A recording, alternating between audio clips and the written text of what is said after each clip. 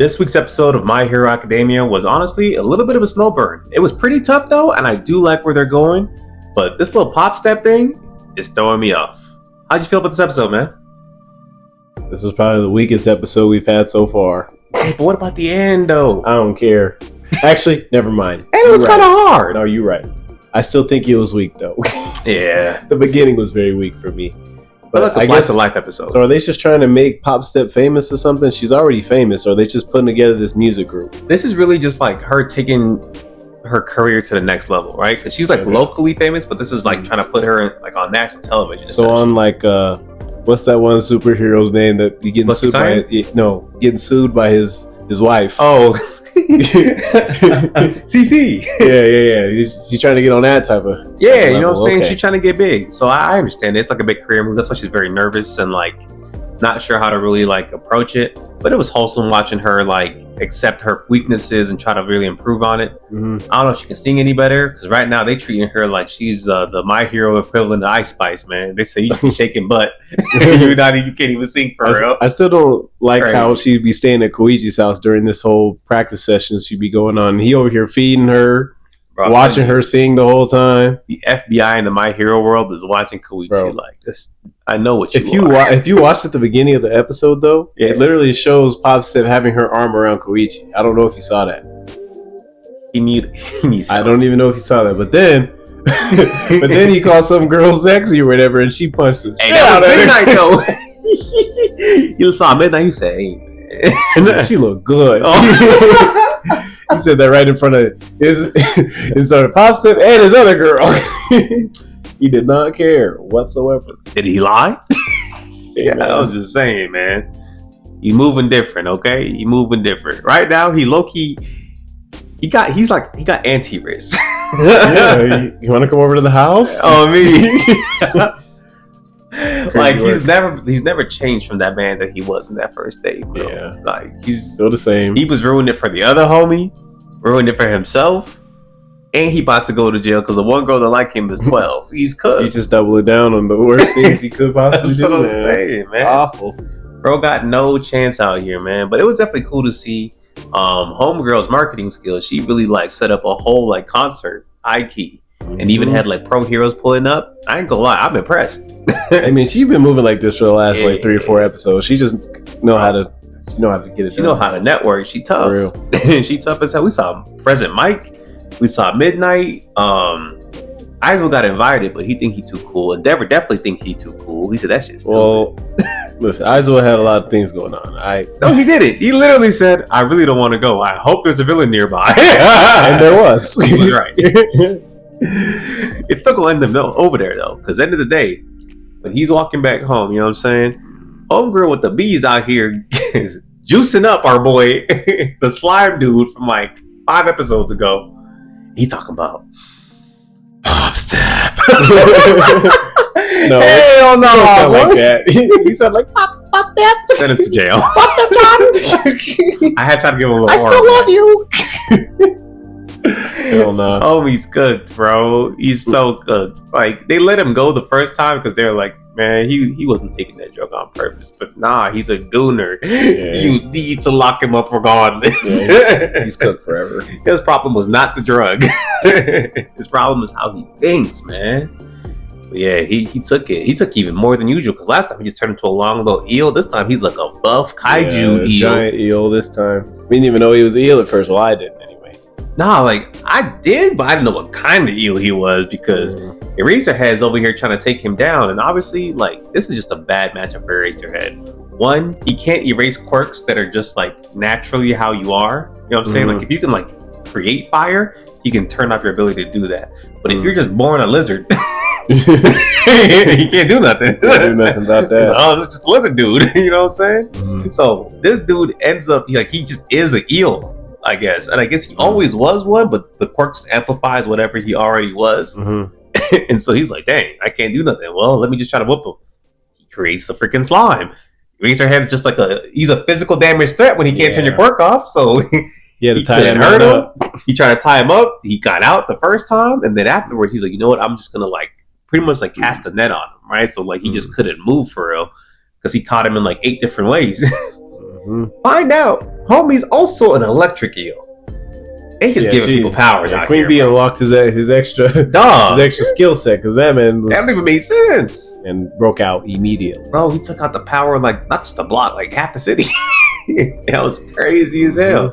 Mind you, when he did that, I think he knocked himself out. He pulled like a Kaminari, like the eel? Yeah. Oh, okay, yeah. Because he was just on the ground after that, so I guess he just wasn't powerful enough to like keep going. But still, low key, he misusing his quirk. He need to go to hero school. He low key could be nice. He could be. You know what I'm saying? He was like worried about pop steps. I don't know. He busy stalking. It's a tragedy, man. Horrible. But after that, we see the girl on the rooftop like, oh, that was a really good sample. Like, she ready to use him and figure out ways to get more samples that night. And then behind her, bro, you see this man, Knuckleduster. You having fun up here? I was like, oh, daughter. I'm not sure. Does he mean she's his daughter, or does she mean the girl in the hospital is his daughter? Because she kind of seemed confused for someone if that's her father. Yeah, but she said you're gonna use those on your daughter is what she said. Yeah, which threw me off, but when he said the daughter's name, she didn't recognize it. So that don't even make sense either. Yeah, you got a point though. So somebody's got to clarify for us, man. It might just be like the sub we were watching. Maybe they just didn't translate it correctly. I think you're right. I think maybe that one that was in the hospital is his daughter. That's what I'm thinking. Because he got the stun gun thing that stops hearts. He wouldn't just do that to his daughter to stop her heart. So I'm like, like, how would he not know his daughter has the beat quirk off the top? Yeah, he would have just known that and just got rid of it. I mean? Yeah, exactly. I don't know. To me, that makes more sense if, like, maybe she just didn't realize that was the girl. What's it called? She didn't realize that his daughter was one of her victims for real. She was like, "Oh, okay." You know what I mean? Another day. You know what I'm saying? You know how many people I messed up? Yeah, she does not care. So it was definitely crazy. We saw them like get into a little bit of a fist fight, and honestly, this man Knuckleduster's IQ, his battle IQ, is high. That boy liked that. If this man had a quirk, basically named off her whole moveset in front of her. Boy was cooking. Wild. Like, he be acting like an idiot that just punches people, but like, I feel like when he is determined. Yeah, especially when it's run by family. Yeah, he gonna lock you in. Bro, he locked all the way in on her, man, to the point where like she threw explosives at him. He like weaved the first one, like destroyed it, and then realized that they were all bluffs. The rest of them were just fireworks, because he was like, he noticed that whenever the first one blew up, like, she started bleeding. She was like, there's no way she can just send 100 at me and blow them up. Like, she gonna kill herself. So homie just like takes it and pulls up on her. I was like, that's crazy. Yeah, he's different, bro. Like, he got her on the ropes for real. To the point where, mind you, Knuckleduster's a regular guy. Yeah, no quirk, man. It's just he's got a 9 to 5. And he's out here chasing a quirked individual through the streets with a grappling hook, swinging like Spider-Man. I still think it's impressive how like B jumped up down the building though with a whole flip and didn't hurt her knees, no nothing. Realistically, the Bees carried her though. Oh, okay, because I was ain't no way, bro. Wild. Mind you, like if she don't got fall damage and pop step dust, I'm still mad. Yeah, I haven't forgotten about that since episode like 30. Thing is still wild to me too. For sure, you know what I'm saying? Whatever. But like I said, this man was sick and he was moving. And honestly, the way they animated that was fire. Like, they put all the animation budget into those last scenes. They were making that man Knuckleduster have more. He was swinging. He's always had aura, but yes. Nah, but real, like, he was moving like Spider-Man. I mean, he was Spider-Man. No trash bags landing in nothing. He was just... Yeah, his grappling hook made him Spider-Man, I'll tell you that. Bro, he was running on the side of the building? Yeah, this is a regular guy? Nah, I understand why she's running. I'd be running too. This is a crackhead. It's a super crackhead behind me. She's treated like how when Izo pulled up, he said, you know what? It's not worth it. Yeah, but I get it, bro. Like, sometimes like, you can go home. You just gotta know when to stop. Yeah, he's like, I'm not even gonna arrest you. You just gotta know when to stop. Leave us alone. Nah, he's different, man.